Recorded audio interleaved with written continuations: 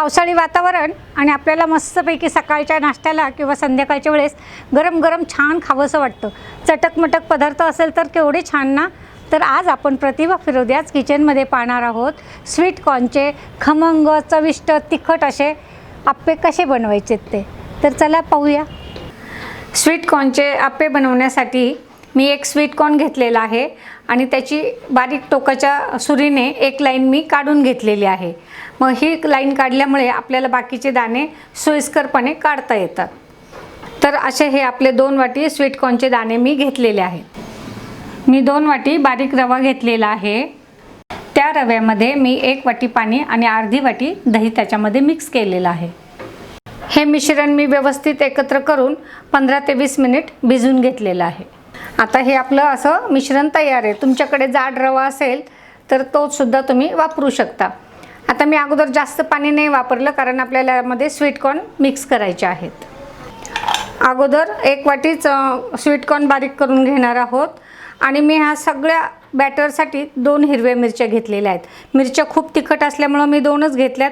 आता तुमच्या आवडीनुसार तुम्ही कमी जास्त घेऊ शकता. याचे तुकडे करून आपल्याला घ्यायचे आहेत. शिवाय थोडंसं आलं आपल्याला असे तुकडे करून हे यामध्ये मिक्स करायचे आहेत. मी या 2 कढीपत्त्याच्या काड्या घेतलेल्या आहेत आणि आता याची पानंसुद्धा आपण यामध्येच बारीक करून घेणार आहोत. यामुळे त्या आप्प्यांची टेस्ट खूप छान येते. माझ्याकडे मी वरकुंडीत लावलेली कोथिंबीर आहे, ही थोडीशी यामध्ये मिक्स करणार आहे. 1 चमचा जिरं घेत आहे आणि तुम्हाला हवं तर थोडासा हिंग घ्या. त्यामध्ये 1 पाव चमचा हळद घेतलेली आहे. 1 चमचा धने जिरा पावडर घेतलेली आहे. अजून अर्धा चमचा धना जिरा पावडर घेते कारण आपल्या 2 वाट्या स्वीट कॉर्न आहेत. आता हे मी मिक्सरवर थोडंसं जाडसर बारीक करून घेणार आहे. असं जाडसर मिश्रण आपल्याला तयार करून घ्यायचं आहे. या भिजवलेल्या रव्यामध्ये हे मिक्स करायचे. आता मी राहिलेले हे स्वीट कॉर्न पण बारीक करून घेत आहे. आता हे सगळे स्वीट कॉर्न आपले बारीक करून झालेले आहेत. आता चवीनुसार मी मीठ घेतलं आहे यामध्ये. आता आपल्याला गरजेनुसार यामध्ये पाणी घ्यायचं आहे. अगोदरच जास्त पाणी टाकायचं नाही कारण मग पाणी सुटू शकतं याला. हे मिक्सरचं भांडं आपण हिसळून घेऊया. हे झाकणातलं बॅटर पण आपण असं पाणी घेऊन काढून घ्यायचं आहे. आणि आता हे सगळं व्यवस्थित मिश्रण एकत्र करून घ्यायचं आहे. हे मिश्रण मी व्यवस्थित मिक्स केले. ह्याची टेस्ट घेऊन पाहिली आहे. थोडंसं मीठ मला कमी वाटतंय. ही थोडी कोथिंबीर बारीक करून आपण यामध्ये मिक्स करून घेणार आहोत. ताजी कोथिंबीर असल्यामुळं त्याचा वास पण अतिशय छान येतो.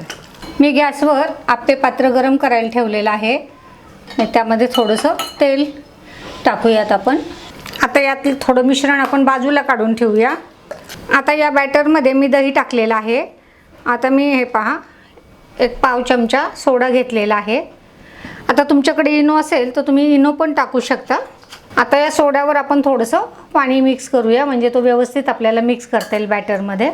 आपल्याला एक वेळेस जेवढा पाया काढायचा आहे त्यामध्येच आपल्याला थोडा सोडा मिक्स करत जायचं आहे.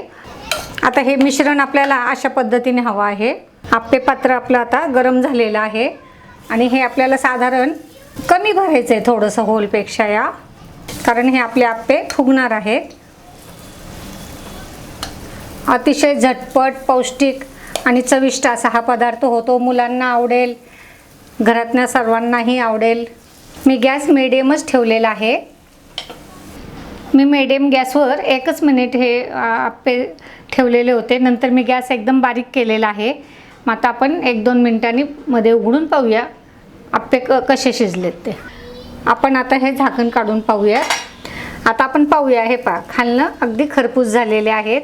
आपण असं 2-2 मिनिटाला थोडंसं चेक करत राहायचं म्हणजे आपले आप्पे असे जळकट किंवा कच्चे राहत नाही. अगदी छान आप्पे आपल्याला खायला मिळतात. किती छान आपले आप्पे फुगलेले आहेत. आणि आता हे सर्व आप्पे आपण असे उलटे करून घेऊया.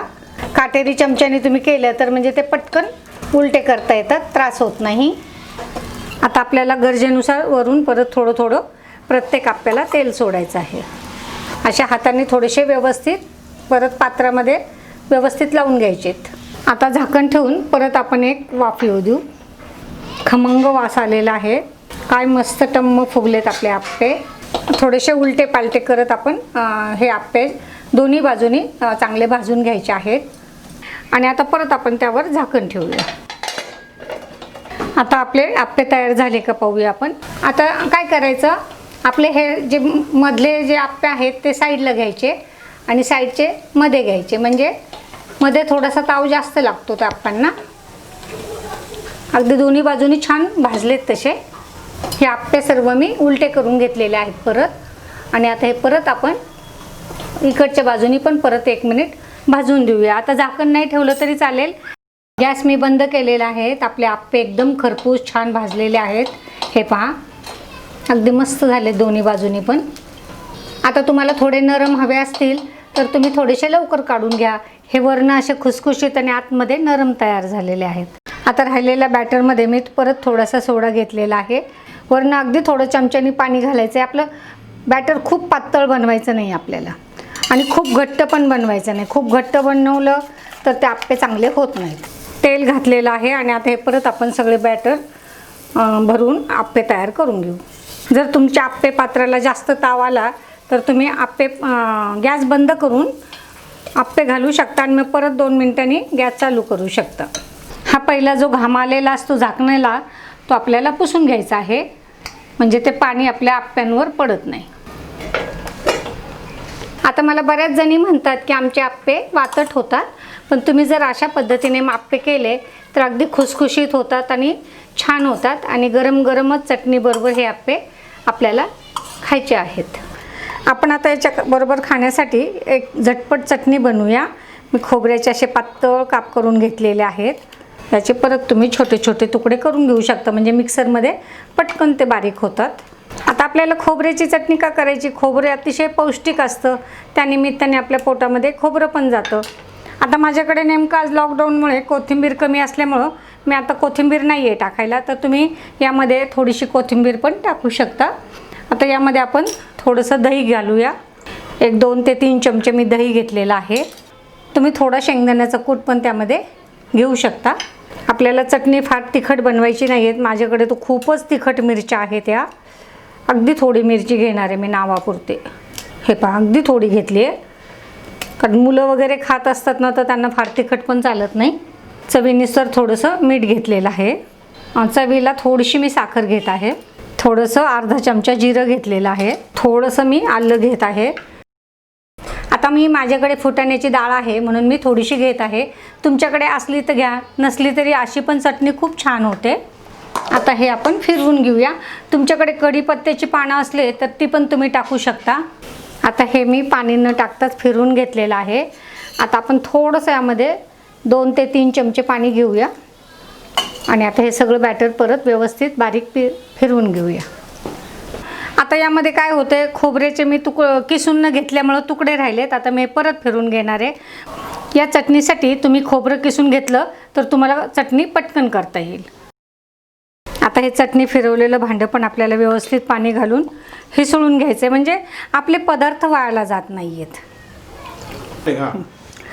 आता आपण चटणीला फोडणी देऊया। थोडंसं तेल घेतलेलं आहे मी। फोडणीसाठी मी बेडगी मिरचीचे तुकडे घेतलेले आहेत, छोटे छोटे 2-3। आणि आता कढीपत्ता पण आपल्याला फोडणीला घालताना थोडंसं आपण तुकडे करून घालायचं, म्हणजे त्याचा स्वाद मस्त येतो। तेल आपल्याला चांगलं तापलेलं आहे। एक साधारण पाव चमचा मी मोहरी घातलेली आहे। पाव चमचा जिरं घातलेलं आहे। थोडासा हिंग घालते। फोडणी जळू द्यायची नाही आहे। मी गॅस बंद केलेला आहे। कढीपत्त्याची पानं मी तोडून घातलेली आहेत, काही अख्खी घातली, आणि बेडगी मिरची पण फोडणीमध्ये घातलेली आहे। ही फोडणी व्यवस्थित एकत्र करून घ्यायची। गॅस बंद केलेला आहे त्यामुळं फोडणी आपली जळत नाही, आणि ही फोडणी अशी मस्तपैकी खमंग फोडणी चटणीवर बसलेली आहे।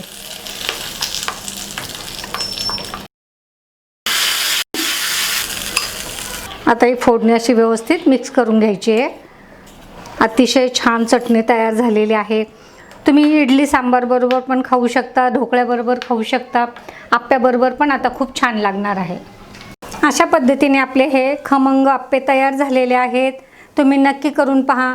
मला खात्री आहे तुम्हाला हे रेसिपी नक्कीच आवडेल।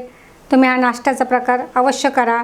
माझ्या प्रतिभा फिरोदियाज किचन चॅनलला लाईक, शेअर, सबस्क्राईब करा। तसेच माझे फेसबुकवर पेज आहे, त्या पेजवरही तुम्ही वेगळ्या वेगळ्या रेसिपी पाहू शकता। परत भेटूया एक नवीन रेसिपीसह. धन्यवाद.